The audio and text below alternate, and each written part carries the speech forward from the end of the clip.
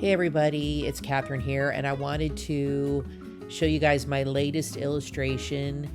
It's kind of the French Riviera, but not. It's, I don't know, maybe that area, but I'm not sure. Kind of an indescript seaside place. I love drawing seaside towns. I live near the ocean myself. I'm a Floridian, and I'm always drawn to the ocean, and I think it looks so great in an illustration.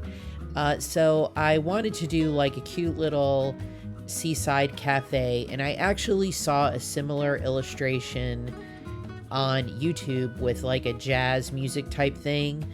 So I did the composition a little bit. It's different than the one I saw, but I kind of was inspired by that. Let's say that. But it does look very different style, different color palette, everything. So it's not like a copy or anything, but I did see something on YouTube, full disclosure, and I really liked the composition and the picture, and I wanted to do my own version. So I'm just being clear with that up front. And I can link that video if you like YouTube jazz or anything like that. I can link that in here just so you can see that video for yourself and see what I'm talking about. So I wanted to create an illustration of the Seaside Cafe. This took me quite a while to do. I worked on it for about, I'd say 7 to 8 days, maybe a couple hours at a time. I really took my time with it. There's a lot of details in this that I typically don't usually put in illustrations, but I'm trying to be more detail oriented, specifically with people that I put in the illustrations, giving them more details with their features and things like that in their clothing. I like to add lots of patterns, as I've said in previous videos, and I have a whole collection of patterns in Procreate that I use that I really like. So the first thing I did is I put the blue background here for the sky, and then right now I have the dark blue for the ocean. I typically like to make the ocean or waters more of a darker blue, like a navy bluish, darker blue. I hid that for now. I keep everything on as much of a separate layer as possible, but the size I used only allowed me like 47 layers, so I did have to combine a few things down the road. I really didn't want to, but I did have to do that so I can get some more layers to work with, because this did require quite a few layers. So I kept the color palette in oranges and blues, which is my favorite preferred color palette. I also like reds and blues. And then pink kind of once in a while can go in there, like a salmon. So if I do orange and blues, it's going to be pretty much oranges and blues, salmons, peaches, things like that. And then, of course, black and white are neutral colors, so they really don't count. If I'm going to do reds and blues, I would do more reds, pinks, and different shades of blue, obviously. But I really tried to keep this down to a very minimal color palette. Obviously there's different values and tones and hues and all that within those ranges that you can use, but everything is pretty much within the range of oranges and blues, which is cohesive. They're complementary colors. They work really, really well together. So now I'm doing my first figure. I wanted to have figures inside the cafe that you could see through the window. These did take me quite a bit of time to do, and usually I draw necks on people. For some reason I didn't do that here. I just kind of wanted to not do it. I don't know. It's just kind of a thing I went with.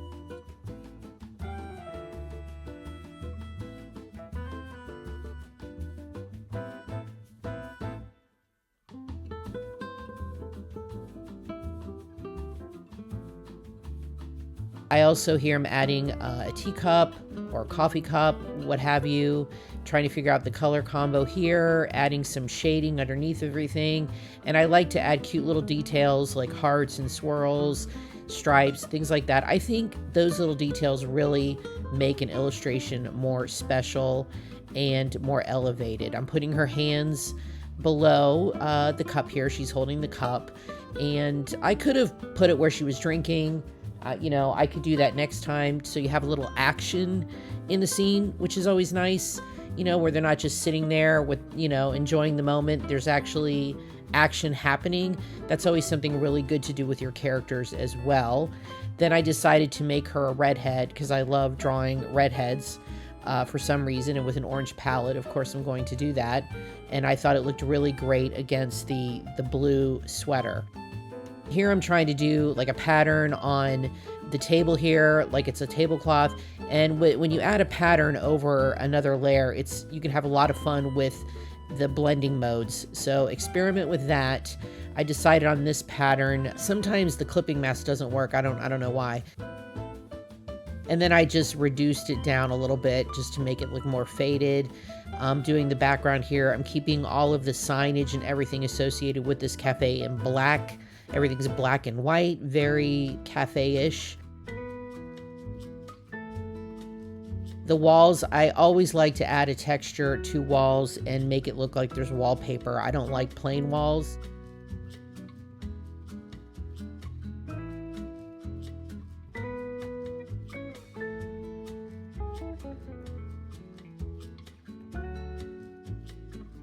And again, I'm experimenting with the blending modes, the opacity, how I like it. First I was going to go gray, and then I thought, no, I don't want to do gray. Then I'm trying a different pattern here. I was really experimenting with what I wanted to do. I thought the flowers were just, I don't know. Did I decide to keep the flowers? I can't remember now. No, I don't think so. We'll see what I decide to do. I think I go back to the stripes. I spent a lot of time on this. I was really, the back walls were really distressing to me. As you can tell, I probably spent 3 hours total. This is obviously sped up, edited, but the back walls, I could not figure out what to do behind her. I kind of liked that cream color that I thought, well, I might put palm trees. Maybe I should make them green. No, that didn't look right. So now I'm back to the peach. And oh, here it is. Okay, yes, I remember now. I decided on the plaid. So I do like plaid or stripes for wallpaper. I think it's a classic look. It goes with a lot of things. It's more cozy that way. And then what I decided to do, because I wanted to put multiple layers to the plaid to give it a little more dimension. So I just decided to go in and on a second layer and add some stripes to that plaid. And I'm going to use a blending mode to change the color of those. So there'll be like a dark peach. As you can see, that to me gives it a little more depth, a little more texture to it. Just makes it a little more interesting if you can add a layer on top of a layer. So the walls here, I have a background of plain white, and then I have the plaid, and then on top of that I went in and added some very faint stripes. But I think it's a good effect, and you could even go in and do another layer if you wanted to. Then I decided on the name. I thought about that for a while. I wrote down some different ideas. It's a coffee shop, so I thought the anchor and bean is cute. You have the anchor with the seaside coffee bean. I thought, why not? And I'm doing my signage here. This is all handwritten. Just trying it out, and I like to write shop that way. I know it's kind of old-fashioned, but I like it. Then I decided to go in and make her features darker, more enhanced, and with black, and I outlined her clothes in a similar color, not black, just a darker version of blue, which is something I'm starting to do. I used to outline everything in black, nothing wrong with it, but now I am taking a darker color of what I used and outlining it with that, and I think that's a more realistic, natural effect. And I do see other illustrators doing that. That's what I prefer now.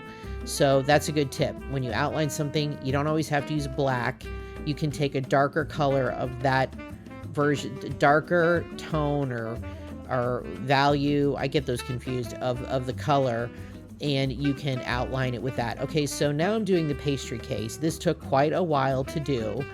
I wanted to have a front area where you see the pastries behind glass. So I took a white shape, a rectangular shape in front of the orange, and I'm going to create the pastries in between those two layers, and then make the opacity on the frosted glass, change that around. I'm adding the floor here. I started with blue. I didn't like it. I just thought it was too bright, too distracting. So then I tried gray. I didn't like it. I thought it was too industrial. I wanted something a little warmer. And so I went with brown. I did have a brown tabletop on the other side, but you know, I didn't stick with that. I did this really cool pattern on the brown floor. So it's almost like kind of a really wood ingrained looking. I really like it.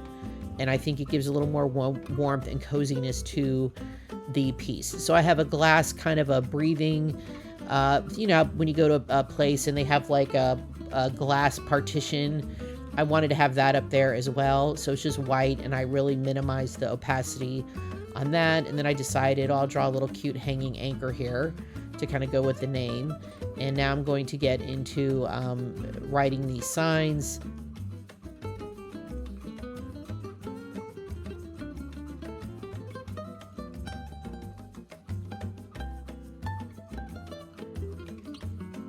We're adding another sign here in the back. All the signs are black because I wanted them to give the impression of a chalkboard, and that is being written on in white chalk. I just like the way that looks inside of a restaurant setting. I'm going to also add, I decided to put a side to the building to give it some depth. I think that works really well, and then just kind of have a billboard there on the side, again in black, and I'll just kind of write, you know, I was going to write words, but the anchor gets in the way, so I'm just going to do some nondescript squiggles so it looks like something is written. But I like adding that side to the building. Make sure you know, keep your perspective in mind and your vanishing point for that. And I did add stripes here. This is where the stripes are coming in, and I really like the different patterns and textures I'm using. So now I'm adding a gentleman next to my redhead, and I wanted to do, you know, kind of a very Parisian, a darker skin tone person here. I wanted to just make him a little more continental looking and interesting. So I added a hat, and you'll see what I do with the face. It's a lot of fun when you make characters to really try to make them look different, have fun with it. You can do different eyes. See, I added a little cute little mustache and some glasses. He's full of character here, and I really like it. When you do glasses, I like to do a layer of the actual lens in white. You could do it right below the glasses and then reduce the opacity so it has like a nice frosted look. I was trying to decide on a pattern here for the sweater. It was not going well. I was really getting frustrated, and I decided to go with this pattern, which is similar to the table, just so there's some cohesiveness.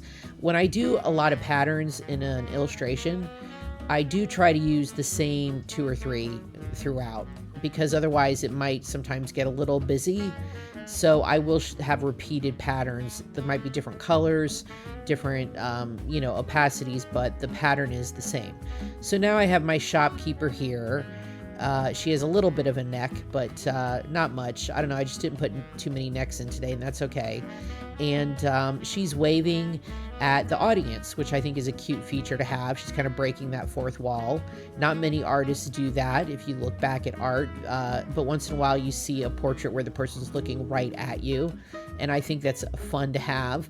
And she's very friendly, as if saying, come on in, have a cup of coffee. I wanted it to have that narrative, that feeling of, you know, this is where I want to be right now. And I think she came out really cute with the blue eyes. She has a lot of personality, and I really am happy the way she came out with that. As you can see, I have the pastries there already in the cabinet. I have a cash register drawn, but I don't think I did the cash register. I might go back and add that in.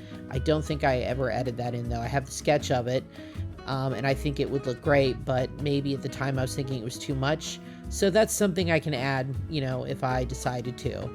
And I really didn't want to make her shirt white, because I thought when I did it, it just didn't work with the white background. So I made her shirt pink, like a salmon, peachy pink, to go with the blue, and I think that worked out better. I did try a white t-shirt, long sleeve shirt, and like I said, it was too much white with the wallpaper in the back.